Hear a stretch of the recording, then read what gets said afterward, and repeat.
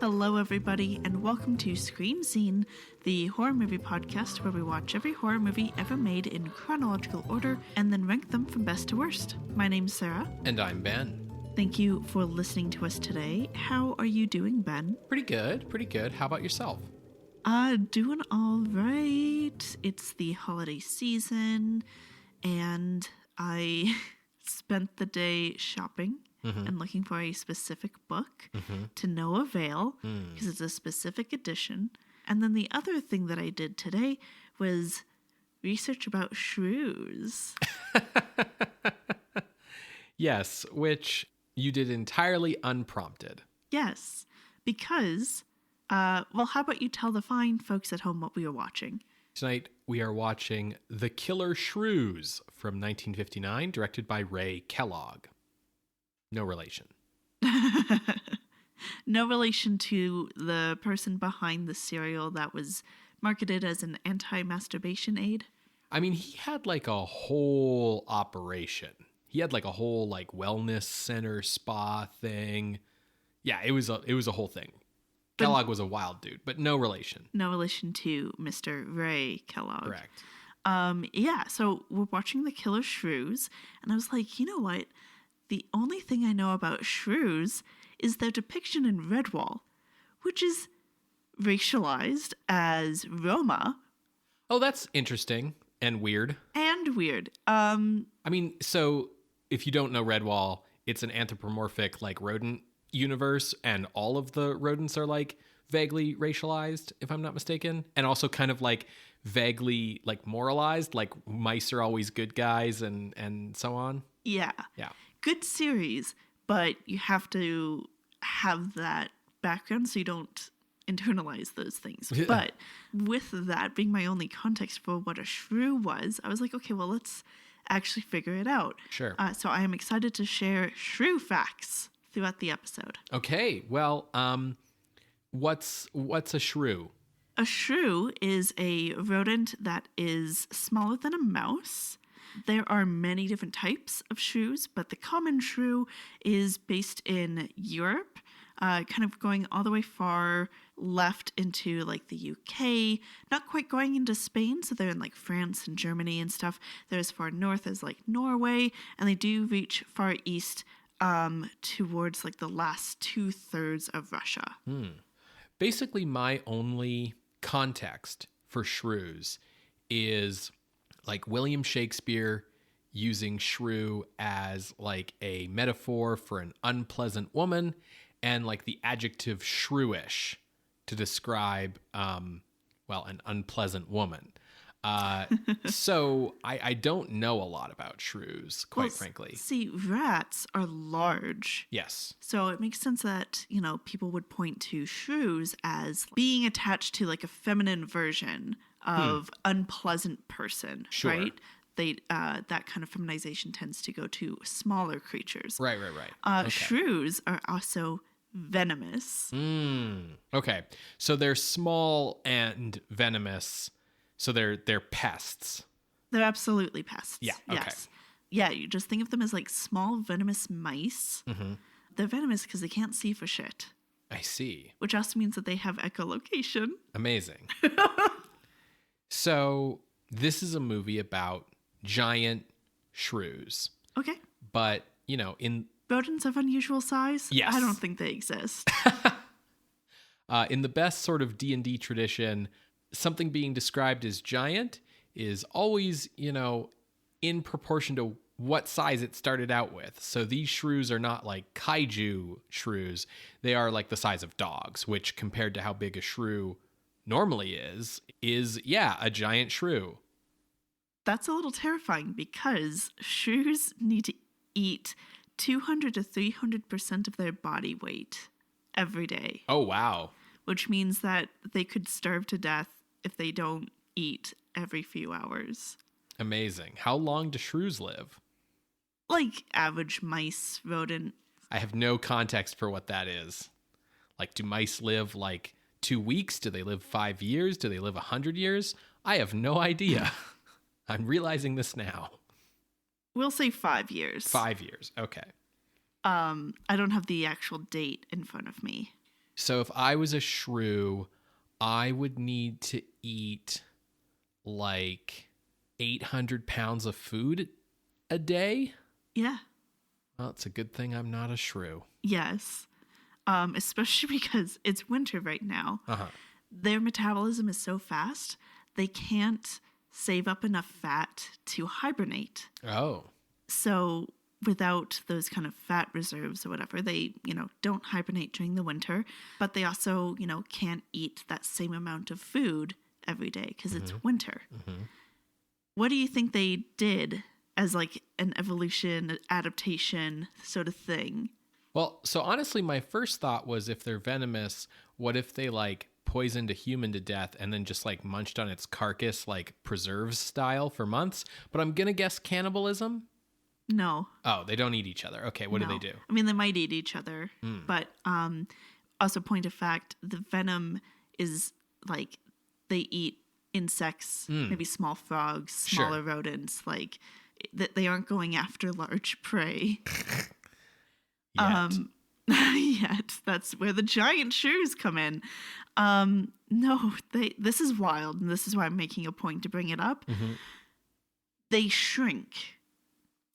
For example, their skulls will shrink by nearly 20%, and their brains will shrink as much as 30%, so that they are smaller and need less food through the winter. So that's kind of like if every winter you just turned into the child version of yourself. Yeah. Their total body mass will drop about 18%, and then when spring returns, they return to their normal size. That's fucked up. Yeah, like their literal bones. That's fucked up. Yeah. Yep. That's okay. That's I guess I'm learning that shrews are maybe a more appropriate choice for a horror movie monster than I thought. Okay. Well, tell us about this movie. Okay, so this, as you may not be surprised to learn, was an indie production.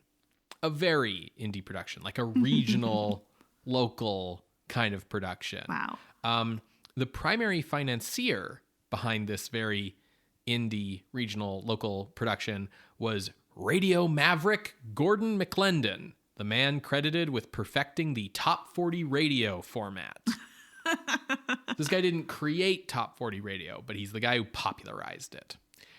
He was born in Paris, Texas in 1921, and he became interested in broadcasting in high school when he would do like the commentary for the high school football team games over the school's PA.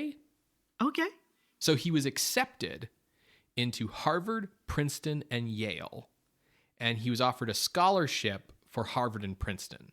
Wow. So he decided to go to Yale because that was the one that didn't offer him a scholarship.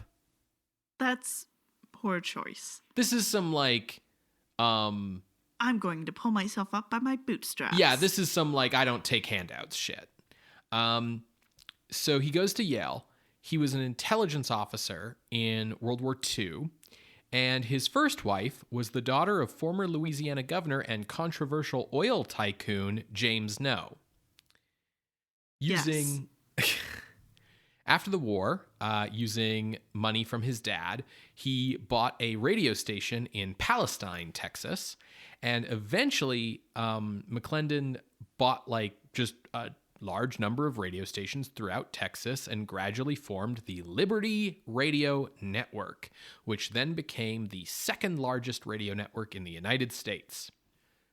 McLendon became famous throughout the country for his sports commentary on his stations, particularly their commentary on Major League Baseball. McLendon's stations brought the Top 40 format to Texas and then popularized it to the nation. He also pioneered easy listening stations, all news stations, traffic reports, mobile news units, and editorializing on radio in his case for conservative causes. Yeah. He briefly owned a number of television stations, which he sold to Winnipeg executive Izzy Asper, who then founded what is now known as the Global Television Network. Okay. That's still in production today, Global TV. Yes. He owned a chain of McLendon movie theaters across the South. And so, of course, like many exhibitors before him, he decided to try his hand at producing his own content. And like so many before him, he decided to start with monster movies. Now I'm really curious about where the killer shrews came from, because the common shrew is in Europe. I didn't dig into any of the other, types. If there's, a shrew native to Texas or something. So McLendon funded a double feature, because he sees what's going on with the kids these days. So this film, The Killer Shrews, was shot back-to-back by the same crew as The Giant Gila Monster. McLendon also narrates The Killer Shrews and appears in the cast as Dr. Baines. Okay. Now, point of fact, Gila monsters are in Texas, like they are in the United States. So at one point in the 1960s, so after the production of this movie, McLendon even became the largest shareholder of Columbia Pictures. Oh. For a couple of years. Okay. Columbia went through some rough times in the 60s and 70s vis-a-vis who was owning it at any given moment.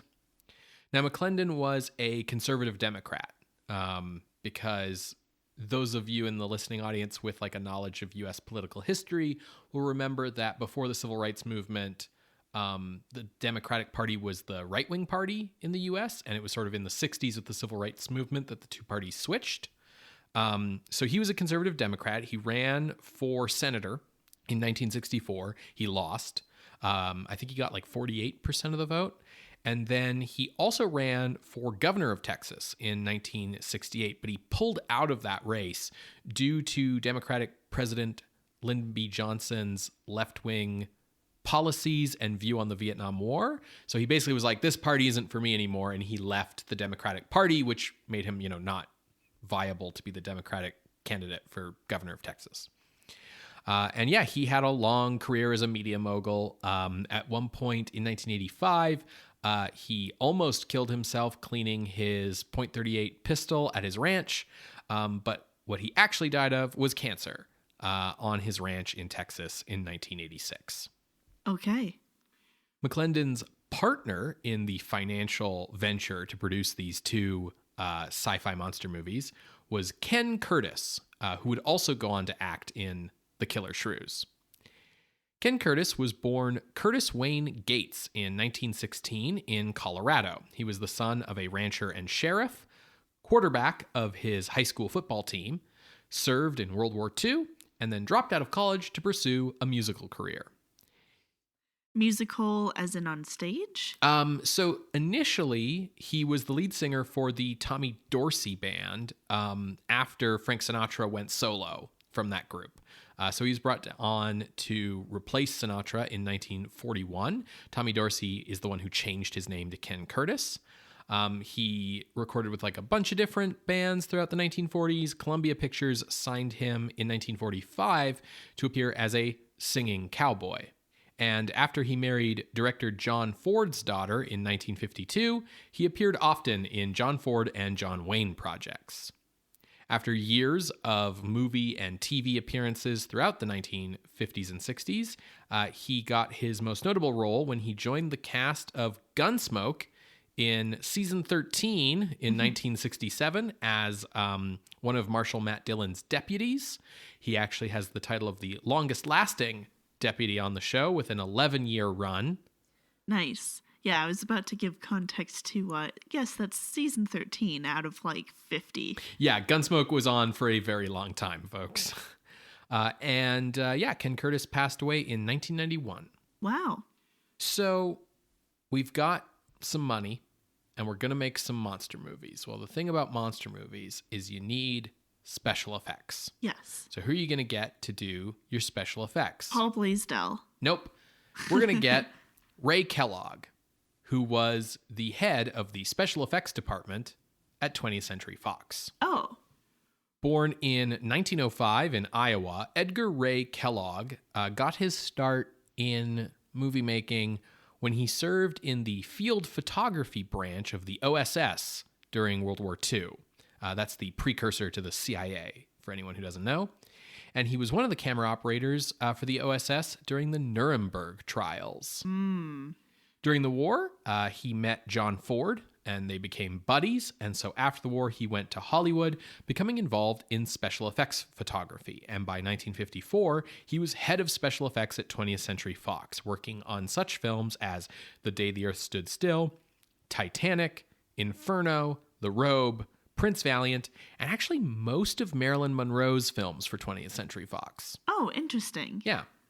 So Kellogg agreed to do the special effects for these two indie Texas low-budget monster movies on one condition. I want to direct. Correct, yeah. So these would be his first feature films, both movies he directed. And that probably seemed like a really good deal, like getting the head of a major studio's effects department, just all we need to do is let him direct. But the thing is, the Killer Shrews had a budget of $123,000, and the Giant Gila Monster had a budget of $138,000. And Kellogg, well, he typically made special effects for films that were budgeted around $1 million. Yeah, no, this is out of his wheelhouse in that regard. Yeah, it's sort of like being like, okay, I need someone to design like an app for my startup. And you get like Steve Jobs. But he has like no team, right? Like you just get him. You're not getting Apple. You're just getting him. And you're like, program my app. He's like, bird. So for the Giant Gila Monster, what they did was they sort of just let a bearded lizard traipse around a miniature city and landscape. Yeah, Gila monsters are hella dangerous. And then for the Killer Shrews, they created hand puppets for the close-ups. Oh my god. And dressed coonhounds in costumes for the wide shots. So, we have this guy who is in charge of like amazing special effects for these big movies, but like you hand him $12 and there's only so much he can do, right? Yeah. Yeah. So aside from Ken Curtis and Gordon McLendon, the producers who also appear in the film, the movie stars James Best, who would later become best known for his... Sorry, because his last name is Best and best known. I started laughing. Who would later become well known for his role as Sheriff Roscoe P. Coltrane on The Dukes of Hazzard from 1979 to 1985. Okay. So Best, he was born Jewel Guy in 1926 in Kentucky. What a name. His mother was the sister of Ike Everly, who was the father of the Everly brothers. Yeah. At age 3, his mother died, and he was given up for adoption, at which point he became James Best. Best served as military police in post-war Germany and discovered a love of acting in like plays put on by the army. In 1949, he got a contract at Universal, and he established himself with a career in westerns. Like many other actors of that period, he also appeared in like a ton of television, but it's his role on The Dukes of Hazzard that is certainly what he is best known for. In his later years, he taught acting at the University of Central Florida and the University of Mississippi, and he became a landscape painter among many other hobbies. Wow. He passed away in 2015. Oh, wow. Yeah. From what I understand, like he was just an all-around like great guy. Yeah. Kind of one of the best. Sure. You could say that. Our sort of token girl in this movie is played by Ingrid Good, the 22... James Best and Ingrid Good. Very good. I love this. Ingrid Good was the 22-year-old winner of the 1956 Miss Sweden beauty pageant, and she was brought over to America along with the winners of the 1956 Miss Europe and Miss Universe contests on a contract with Universal. But by 1958, she had gotten out of that contract and was just sort of operating as an independent actress. So both the Killer Shrews and the Giant Gila Monster were shot in Dallas, Texas. They were the first feature films shot in Dallas. And fun fact, the Killer Shrews was edited by Aaron Stell, who was the third of the 4 editors who worked on Orson Welles' Touch of Evil. Is that in the future or is that in the past? That's in the past. Touch of Evil was in 1958.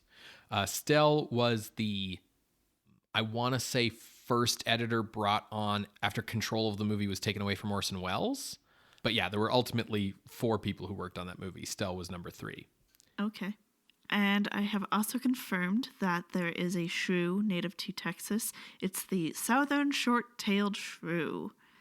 It's in like the southeastern part of the U.S. It is the smallest shrew that tends to measure 7 to 10 centimeters. Oh, wow. That's like 3 to 4 inches for our American friends, and weighing less than 14 grams. That's a small critter. Yes. It is venomous. Okay. And more specifically, it's like the shrew's saliva. It's not like a viper. Okay. But it like, when it bites into something, the venom gets in. Got it. Yeah. Like the Galapagos Islands, like big Komodo dragons. Yeah, like Komodo dragons.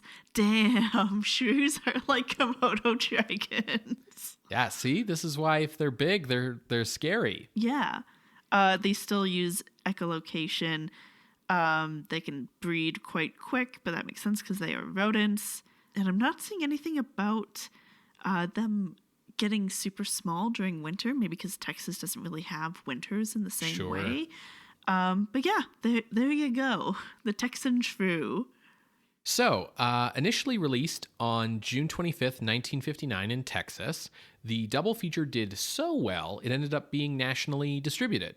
Damn. And then it did so well that it even got some foreign distribution. Ultimately, it grossed around $1 million. Wow. That's kind of what they were looking for. Yeah. Both films have been riffed on by Mystery Science Theater 3000.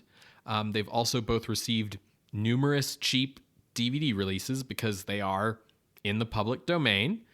A sequel, Return of the Killer Shrews, came out in 2012 and actually featured James Best reprising his role. Good for him. In 2016, a remake/parody was produced entitled Attack of the Killer Shrews. Okay. And yeah, we are going to be watching The Killer Shrews on Tubi. It is also on YouTube. And if you want to, which I don't know why you would, you can pay money to watch a colorized version on YouTube. But the original film is in black and white. Well, folks, if you do want to watch either black and white or color on YouTube, you can head on over to our Scream Scene playlist on screamscenepodcast.com. You are going to hear a brief musical interlude, and when we come back, we will discuss The Killer Shrews from 1959, directed by Ray Kellogg. See you on the other side, everybody.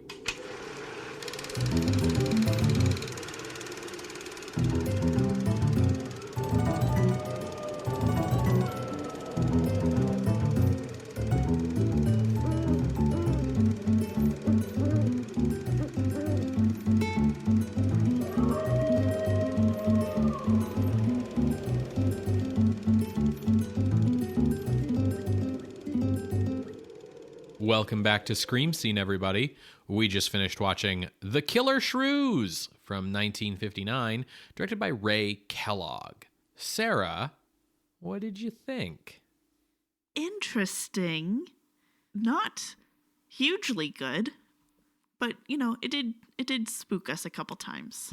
We did jump a couple times. What did you think? Hot take: The Killer Shrews is good, actually.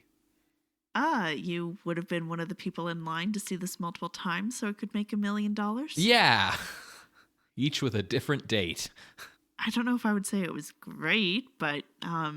I said good, actually. Sure. Well, let's talk about the story, and then we can dive into our opinions on the film. Sure. Just to clarify, so in the context setting, you had asked me how long do shrews live? And I was like, I don't know, like 5 years? Yeah, they live on average about 1 year. Okay. Different varieties of shrew will live longer, but it seems to be like, let's say like 2 years, like 1 to 3 years. Okay.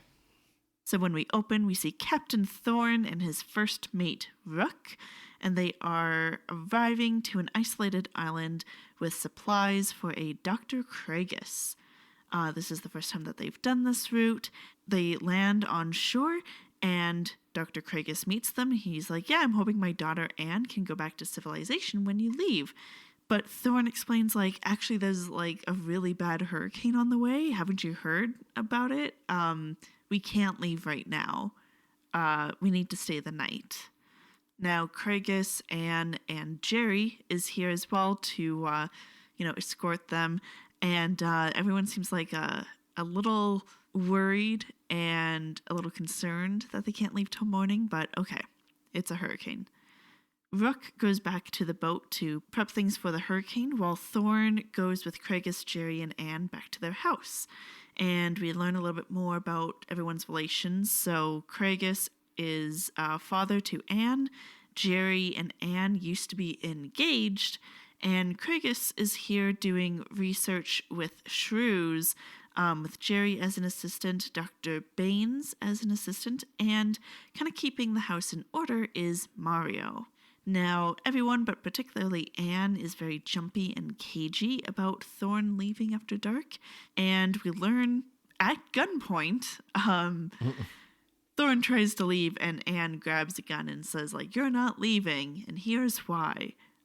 So when they were explaining the shrew research, it was because of concerns about overpopulation, with the idea that, like, we'll keep, like, reproducing and living long lifespans, so we got to make ourselves smaller so that the resources we have on hand will sustain us longer. That's kind of the idea. Yeah, so they're trying to, like, isolate The genes growth. from shrews about... Yeah. Yeah, so, that makes sense. Like, that's how people experiment with mice, because they repopulate so quickly. Well, it turns out they did identify the growth gene or whatever, and in trying to stimulate that growth gene to make shrews smaller, they made shrews bigger. Particularly, these are mutant shrews, and as Dr. Craigus says, everything terrible about shrews got amplified as well. All of the negative traits. Exactly. So these things, they were also, like, super smart, so they snuck out of the lab and escaped, and now there are, like, 200 to 300 giant shrews all over the island. They've kind of eaten through the smaller creatures on this isolated island, so Craigus and everyone are kind of hoping that soon they'll, like, die out because they need to eat every, like, 12-ish hours. Yeah, their plan is just to kind of, like, wait it out until all the shrews eat each other. Yeah. I will say that 200 to 300 killer shrews, definitely scarier than 20 to 30 feral hogs. Yes, you still need that machine gun or whatever it was. So as they are explaining this, we, the audience, see the killer shrews in action as they attack and kill Rook, who no one pays any mind to about him, like, not being in the compound until later in the movie. Well, I actually think that Thorne wanted Rook to stay on the boat overnight. So I don't think he was expecting him back. Okay. Yeah, because Thorne himself was going to head back to the boat. Yeah. So the shrews attack and kill Rook. We see that they also go after the remaining livestock outside the compound. And now they're getting inside the house. So throughout the film, we see that Mario gets bit at one point, and he, like, dies practically immediately from the venom. But according to this movie, shrews don't have venom. Instead, it's actually, they had concocted the worst poison known to man and put it out as bait to try to kill the shrews. And instead, I guess they adapted to the poison, and now that poison is just in their saliva. Because that's how that works. Yeah. So through this movie, I will be saying that the shrews poisoned people. I am not getting venom and poison mixed up. It's to keep with the way that this movie has described it. Sure. Which is very dumb. Yes. Yeah, you already had a thing. Like, you didn't need to explain. Yeah. Yeah. Maybe people thought it would be like too... Unless, like, Texas shrews aren't venomous. They are venomous. Oh, you checked. Okay. And particularly, it's saliva that's venomous, right? Yeah. So, like, they would have been fine. They didn't need to do fine. anything. Yeah. As I mentioned before, Anne and Jerry were engaged up until last night when Anne and Jerry were, like, walking through the outside the compound and the shrews charged them. And Jerry basically, like, pushed Anne aside, was like, better you than me, bitch, and, like, ran inside and practically locked the door behind him. So Anne's like, you are a coward? You were willing to let me die? I'm not marrying you. Yeah, and you Jerry, suck. Jerry is really upset about this.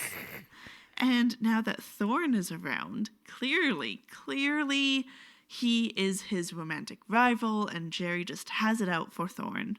My favorite thing about that is that, like, he's so angry about Thorne, like, spending time around Anne, and he thinks, like, Thorne's trying to steal Anne from him. But at no point does Jerry, like, really put any effort to be around Anne himself. Like, any time where, like, he could be the one helping Anne out the door and over the wall or, like, whatever. Like, he just doesn't. He's only concerned about Jerry. Yeah. Yeah.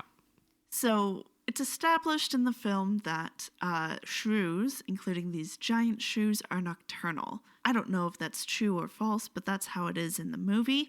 And so they're hoping to just last through the night so that in the daytime they can make their way to the boat and hopefully they can sail out despite the hurricane. Now, trying to last through the night doesn't necessarily go according to plan because the shrews are getting inside. At one point, Dr. Baines gets bit, and he says, I'm fine, in a very, like, I've been bitten by a zombie, but I'm not going to tell anyone else. Yes. And then proceeds to, like, scientific method, write down all of his symptoms up until he dies. Yeah. In a very fun moment. Now, they've reached morning, and Thorne is like, okay, I'm going to try to make it to the boat. They don't seem to be around, and then I'll give a sign, like a whistle or whatever, for when you guys can come follow. And Jerry goes with them. And immediately, Jerry tries to kill Thorne with a bullet to his back, and, you know, that doesn't go well. They discover Rook has been killed and eaten, and that the shrews don't give a fuck about daylight now. They are starving, and so they chase them back to the compound. Jerry and Thorne get into a very classic Western fight to the point where Thorne is almost ready to throw Jerry over the compound walls to the shrews below. Well, okay, but to be fair, they run back to the compound, and Jerry runs ahead and closes the door on Thorne and holds it closed on Thorne, preventing people from letting him in. So I mean, I'm not advocating for throwing people to the shrews without a fair trial. I'm just saying that I understand emotionally the place that Thorne is in, because I was cheering for him to throw Jerry over the wall because Jerry sucks. Absolutely. But Thorne stops because everyone is staring at him with horrified looks on their faces. With the shrews coming inside the house, there's no longer any real safe place for them. So they quickly try to craft together these steel barrels to basically create, like, armor, like a turtle shell sort of thing, so that they can, like, crawl to the shore and then swim out to the boat.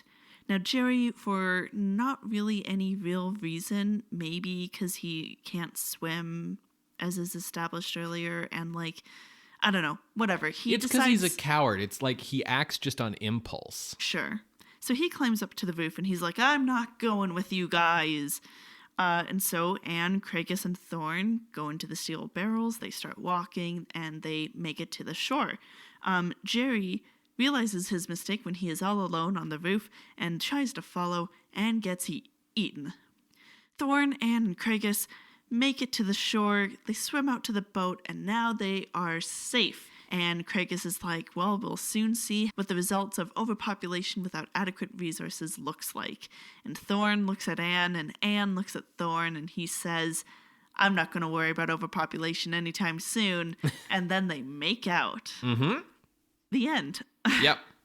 So I would have laughed so hard if, as they were sailing away, in the water they saw like normal sized shrews just swimming alongside. And then the music swells and it's like, somehow this is heartwarming. So... And then later, people go back to the island to try to capture a giant rat and bring it back to civilization, and that goes terribly wrong. So... And then maybe later, they try to go back to the island and recreate the giant shrews to open up a new theme park, and it'll all be fine. And then Chris Pratt is there. You're not laughing at my jokes, Ben. They're funny. Okay. It's a good bit. It's a good bit. Best bit of the show. So, I was quite surprised to find I actually liked the Killer Shrews. Yeah? There is stuff about it that sucks. Yeah. So, the stuff on my list of what sucks. Mm-hmm. First, the lousy shrew costumes. You know, the puppets weren't bad. The puppets are bad. not bad. Yeah. But the costumes on the dogs are sad. It's just like... Okay. Have you seen the movie Willow? You've seen the movie Willow? Yeah, obviously. Yeah. So in the beginning, when like those big black giant rat dogs are like chasing after the maid woman and like tear her to pieces. Yeah. The giant shrews look like that, but if you only had $10 and you were at the dollar store to make those costumes. Yeah, like it's just like kind of a coat of fur put over top the dogs, and they've got like a rat tail. Yeah. So those suck. And it's just, the problem is that they just are too obviously dogs, which, I mean, isn't the dog's fault. The next problem, I think, is it's got that single set cheapness vibe. Now, this is your classic low budget, stuck in one location pressure cooker plot. And that's like a very valid plot. We've seen it a few times now. And of course, it will be perfected in Night of the Living Dead. Yeah, I agree.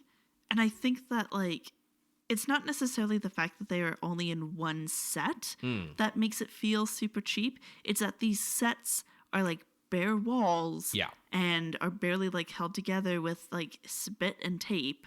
Yeah, and it's that, like, this house, you know, everyone's got, like, a bedroom and there's a kitchen and stuff, but we mostly spend time in the big living room. A lot of the movie is people coming into or out of that living room in different combinations, which is a pretty common low-budget movie problem. And it's just that Ray Kellogg, the director, does not have any ideas for shots that are not medium 2 shots.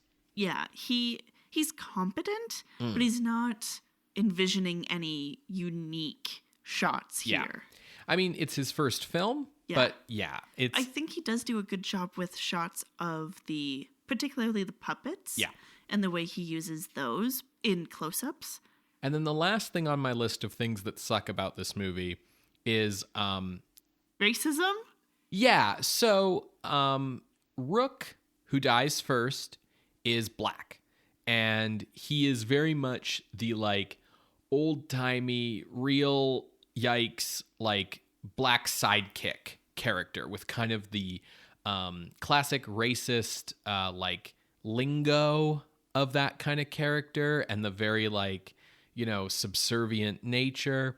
He's not as bad as he could be, and Captain Thorne is not, like, as dismissive of him as he could be. And, like, when they find out Rook's dead, like, Thorne does get quite upset. So, like, I'll give the movie some points that, like, it acknowledges that slavery is over. But it's a bad character. He dies first. Like, I don't know where I picked this up, but at some point when I was a kid, I picked up that, like, it was a horror movie cliche that the black guy always dies first. Yeah. And I mean, I'll say this. You have to get to the point where the horror movies start having black people in them for that to become a cliche. So I guess we're making progress. But yeah, it sucks. And then the second person who dies is Mario. He only speaks Spanish or Spanglish. Yeah, it's a very thick accent, very thick dialect. He doesn't really have a personality or a character. The actor isn't really doing anything here. Weirdly, he feels like the characters respect him like slightly more than Rook, but it creates this like weird racial hierarchy of who dies in what order of like black, Hispanic, white, and it's just sort of uncomfortable. Yes, it is uncomfortable. It's also uncomfortable with the role that Mario is just put in. Yeah. Like, even when he's with Jerry, and Jerry is basically manipulating Mario into taking his shift for, like, Night Watch, and Mario's just like, yeah, okay. Like, there's nothing to the character at all. Yeah, he doesn't really have agency. And I also wanted to point out that Mario and Rook are also our two large characters. True. Yeah. Which, I don't know, it just, particularly with Mario, it just seemed like the clothes that they put him in were too small. Just the fact that it's like, yes, our two racialized characters and yes, our two fat characters are the ones who get got first. Yeah, I mean, I don't know, maybe they were trying to do something with like, you know, because they get eaten, like, oh, they'll go for the bigger prey first or something. We don't see that, though. It's just opportunity. It's not something that like gets called on in the plot. So yeah, it's a little weird. There's like some misogyny in this movie, but it's like pretty typical of this period, so it's not something that I'm gonna like call this movie out on specifically. Yeah, it's not like last movie. B, I think that the way that people treat Anne in the script is like intentional. There's like intent on the part of the movie. This is part of the plot of the movie, whereas the racism here feels very like unthinking. It's not meant to be anything, it's just here. Yeah, I would agree. Like I just said, I don't think the misogyny in the Killer Shrews is anything near to what we saw in the Horrors of the Black Museum. But it's definitely still here. And I do appreciate that it is like intentional. It's not just we are in this cultural context and that's just how it goes. Like, Jerry is particularly bad, but he's also our bad guy. Yeah. Thorne has kind of big 1950s, am I a tough guy or am I an asshole vibes. But I have to say that although I tend to not like that kind of like toxic masculinity, John Wayne-y kind of character. He does say at one point, like, listen, I don't typically ask questions, but what the hell is going on here? He says that asking questions is against his principles, which is great. But I ended up liking him because he legitimately does not want to get involved. Like, he's obviously distracted by Anne when he first sees her, and there's a lot of like uncomfortable leering early on, but he doesn't actually make any passes at her. She's the one who kind of throws herself at him as she's sort of looking for a new male protector after Jerry failed so spectacularly. And Thorne just wants to leave and not ask questions. They're like, hey, we're breeding killer giant shrews on this island. And he's like, yeah, that sounds great, Doc. Listen, I'm going to head back to my boat. Like, he does not want any part of this and forces him to hear the explanation at gunpoint. And then Jerry comes in and is like, what's your problem, Captain? Sticking your nose in where it doesn't belong, playing detective. And it's like, he didn't want to know. He also gets points from me for immediately believing Anne about the shrews. Like, she prefaces her explanation by being like, you know, you're probably going to think this is a fairy tale and you won't believe me, and all the typical monster movie thing. And she's like, okay, so we accidentally bred dog-sized killer shrews and we're all going to die if we go outside while they're out there. And he's like, shit, I guess we need to get guns. Like, he just immediately buys into it. He understands the danger. He knows what needs to be done. People don't live up to his expectations of competence, but like, I liked that about him. I didn't really like him until he was about to throw Jerry over the wall. And then like stopped. Because, like, it felt like the movie being like, yeah, dude is an asshole. Dude isn't good. Yeah, I would have, like, as much as I was cheering for him to throw Jerry over the wall, that's the, like, he can't in that moment because that's the moment that's showing us, like, see, he's not like Jerry, right? Like, he's a good but if dude. People weren't looking at him, he totally fucking would have. Like, it's clear in his face. Anyways. Jerry sucks, obviously. Yeah, Jerry is so tiresome. But Jerry sucking is the point. Like, it's the plot of the movie. Yeah. And I have to say, I do admire that Ken Curtis, as one of the producers, took the role of the cowardly, selfish, short-sighted, murderous idiot when he could have just given himself the heroic lead. It's also so clear that he and James Best are Western. Are from Western guys, Because yeah. sometimes a Western accent will slip in.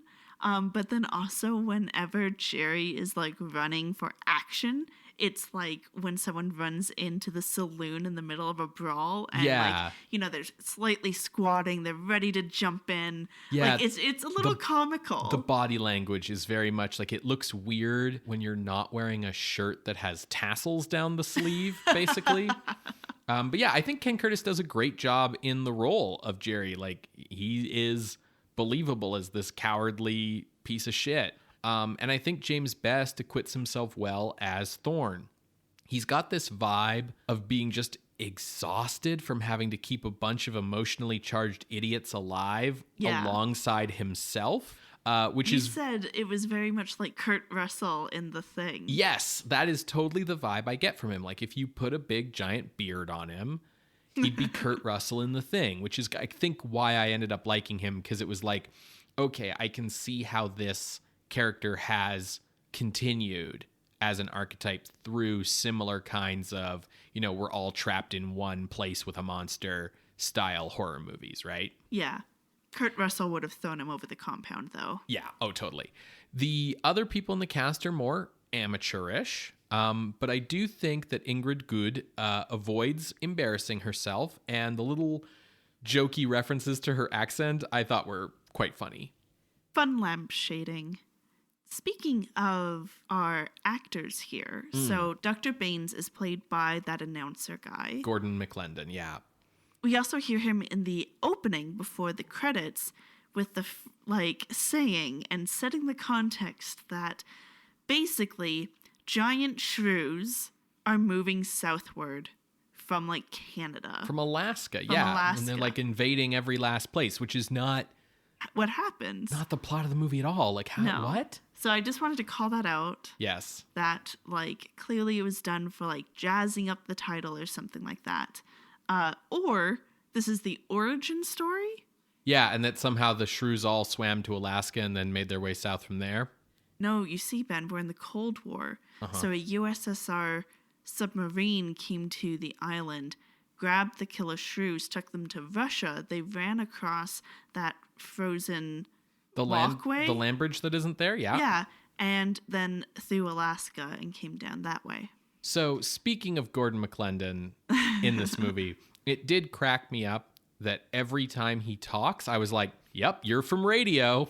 Yeah, he's trying really hard to act, and his way of acting is adjusting his glasses every couple of seconds. Yes. He's trying to be as natural as possible, and it really comes off as not. Well, it's just that, his diction is very... So perfect. Yeah, much better than everyone else's, and he's got that deep baritone, radio announcer voice. Yeah, and when he says a line, it does sound like he's announcing it. Yes. So. As we mentioned a little bit earlier, the shrew hand puppets, they're not bad. I think they're well done. They look freaky. They're monstrous. And as lifeless as Ray Kellogg's direction is, I think Aaron Stell's editing manages quite well at creating suspense and even some jump scares just from shots of that puppet coming right at the camera. Yeah, the puppet, we see a few different ways. We see it through slits of wood. We see it digging through the ground. But we also see full-on shots of it getting shot in the head. Mm-hmm. Yeah, man. Yeah. And, there's a bit where they, open the door to the kitchen and, one of these things just comes right at them. And, Yeah. I jumped. Yeah. You mentioned earlier about, the science explanation stuff and how, it all sounded pretty good. That was another thing I noticed. The script is fairly intelligent, the way that we get out of the situation, the way that things are set up. The scientists talk, I don't want to say real scientists, but they don't. But movie scientists. No, well, they don't talk like movie scientists of this era in that they aren't well, for science, we scienced up some science for science because I worship at the altar of science. Like, instead, they are talking about genetics and isolating traits and how hereditary things work. And like you said earlier about like how you use rodents because they have faster generations and like all these things that sound reasonable, like scientific concepts reasonably explained. That said, I do think that the idea of breeding humans to be smaller so we don't use as much resources if we overpopulate the earth is very stupid. Especially because it is established, well, not in the movie, but like scientific fact, that shrews have to eat 300% of their body weight. Yes, so this whole idea that like we're going to use like, because Dr. Craigis's whole thing is like, well, smaller creatures don't need as much food. So if we were smaller, we wouldn't need as much food. But he's using shrews to experiment on, which need, a shit ton so of food. fucking much food. And it's like, oh, and we won't overpopulate the planet if we're small like shrews. You know, the ones that there's now like 300 of on the island because they like breed so quickly. Like it's you're experimenting on the wrong animal, my guy. And I thought that when you were giving the context setting, I thought, oh, that's why it's shrews. That it would be like, yeah, we're isolating the growth thing from shrews because they naturally shrink themselves in winter. And so that's the thing we're going to use to shrink humans. But that never actually comes up. It's just we want to find out what the gene is that controls growth, and we're doing it by breeding shrews, right? Yeah. Yeah. Which, I mean, is like a real thing. Like, yes. I have a friend who their honors thesis was working with mice and looking at breeding for a longer thigh bone to see if that impacted speed or not. It did, but the mice also got stupider. Funny how those things can be connected. You know, you make the shrews bigger and they also get all the negative traits of the shrew. Yeah. Well, let's move on to ranking. I have a feeling that I am looking lower than you. So my problem is that my range is too big because I've got like this conflict happening within me between I really enjoyed watching this movie and I think it actually managed to like do some things really well as a horror movie and like, hey, I jumped at a scare. Like I feel like that's worth points. And there's stuff in it where I'm like, yeah, I can see like the DNA of later better horror movies in this and all that. But then there's also the fact that it is like real cheap and it has a lot of problems. And so that made it really hard for me. So I was trying to think of like other movies that had the we're all stuck in one place and we can't leave because there's monsters outside vibe. And there was one that came to mind, but we didn't rank it. So it's not actually on the list. So the other one that came to mind was the Trollenberg Terror, where they're trapped in like the Alpine like hotel and there's the big crawling eyes outside. And that movie is at number 127. And I thought this was better. So I started looking up from there. And ultimately, I spotted Monster of Piedras Blancas at 114. And I liked this better than Monster of Piedras Blancas, which was a very much like Creature from the Black Lagoon ripoff. So I made that my floor. And then looking up from there, it was really tough because like, you know, it's like, well, is this better? Like this got a jump out of me and I think had like better horror vibes than some of these other movies, but it's also like cheap as shit. So like, you know, I really struggled. And so I was looking for, okay, what are some other movies that like made me jump, right? Not just like had a spooky vibe that unsettled me, but like made me jump. Number 49 is The Cat and the Canary. So I made my range 50 to 114. Benjamin. Yeah. Where were you looking? Much lower. Okay, let's hear about it. So I was looking for an area that fit the vibe, both in terms of budget, in terms of what they did accomplish. I didn't go solely by, oh, it made me jump. I went by like, what is the whole picture here? And sorry. Shade. So much shade. I had a more well-rounded view of things. You see, I am an academic. Yes. And therefore better than you. No, I'm Yes. sorry.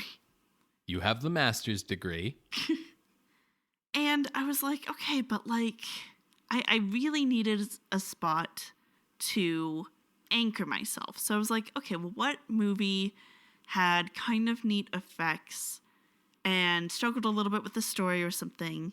My eyes kind of came to Return of the Fly. Oh. At 1:45. So much slower than you. Mm-hmm. I think you could make the case that Return of the Fly is better. It taps into the film noir vibes. Its effects are better. The story is tighter. So I think you can make the case of the Killer Shrews going, in that spot, probably below it. Below it is Invaders from Mars. Yeah. Also kind of suffering from its cheapness. Interesting story, interesting construction with it being like this 3D thing. Mm-hmm. But I think Killer Shrews is better.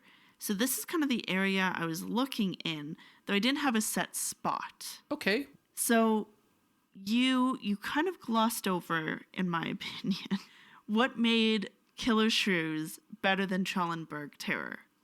Yeah, that's fair. Is it just because it's like Psychic Lady and like we happen to be in the town? And Yeah, Trollenberg Terror, I think, was too ambitious for its own good. Like, it wanted to be like kind of a Lovecraftian thing, and it wanted to be like really big scale.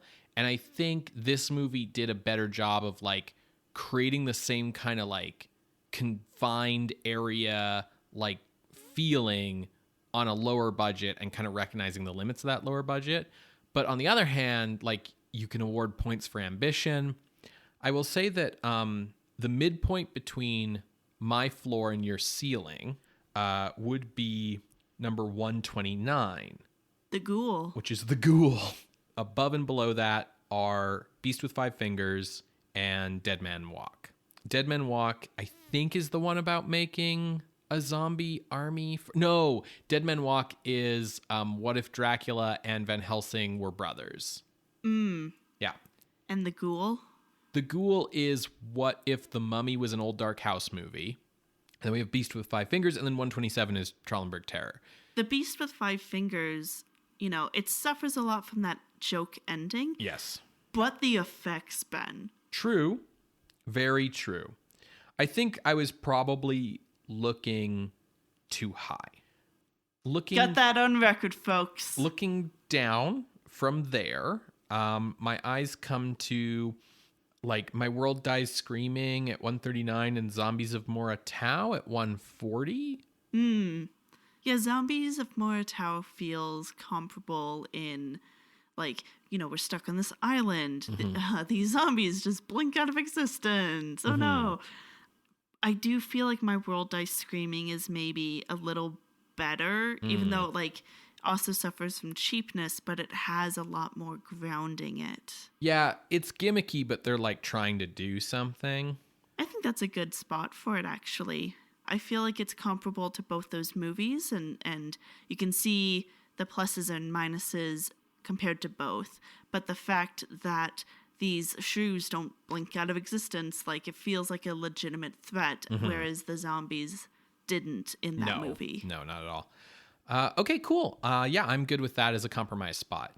So entering the list at the new number 140 is The Killer Shrews from 1959, directed by Ray Kellogg.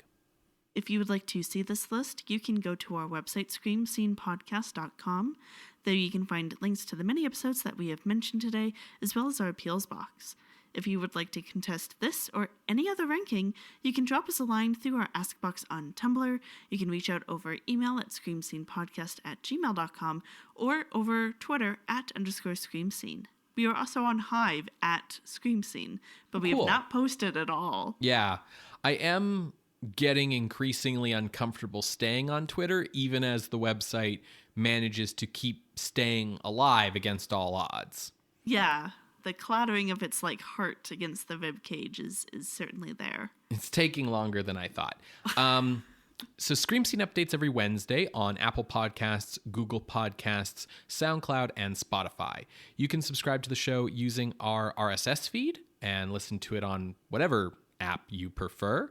If that app allows you to leave a rating or a review, we would really appreciate that because those kinds of things help the algorithm promote the show to more listeners. If you'd like to bypass the algorithm and promote the show to more listeners yourself, we'd surely appreciate that. You can do that on social media or like in real life. And if you really enjoy what we do here, we would really appreciate it if you checked out our Patreon. At patreon.com/screamscenepodcast, you can become a patron of the night for as little as $1 a month. Patrons at the $5 and $10 level get access to regular bonus content, and all patrons get to vote in our monthly horror-adjacent bonus episode polls. December has been chosen to be The Nightmare Before Christmas, and January's poll is up with the theme of New Year, New Me. So if you want to see what fell into that theme, you're going to want to go to patreon.com/screamscenepodcast. So what are we watching next week, Ben? Is it the Gila Monster? No, because the giant Gila Monster is really trying to be like a giant monster movie, like a Godzilla kind of thing, which we've kind of split off as saying like that's a different genre, that's a different podcast. So we will not be watching the giant Gila Monster. Instead, we will be heading to West Germany. Oh. Yeah, we haven't been in Germany for a while, huh? Yeah, there's been things going on. Yeah, so the movie we're going to be watching has 3 titles. So the original title is Die Nackte und der Satan, or The Night of the Satan? The Naked Woman and the Satan. Ooh, spicy. The English title is The Head. Okay. And the German re-release title is Des Satans Nackte Sklavin, or The Satan's Naked Woman Slave. Fascinating. Yeah, so we will see what that's all about next week, Creatures of the Night. Bye. Bye.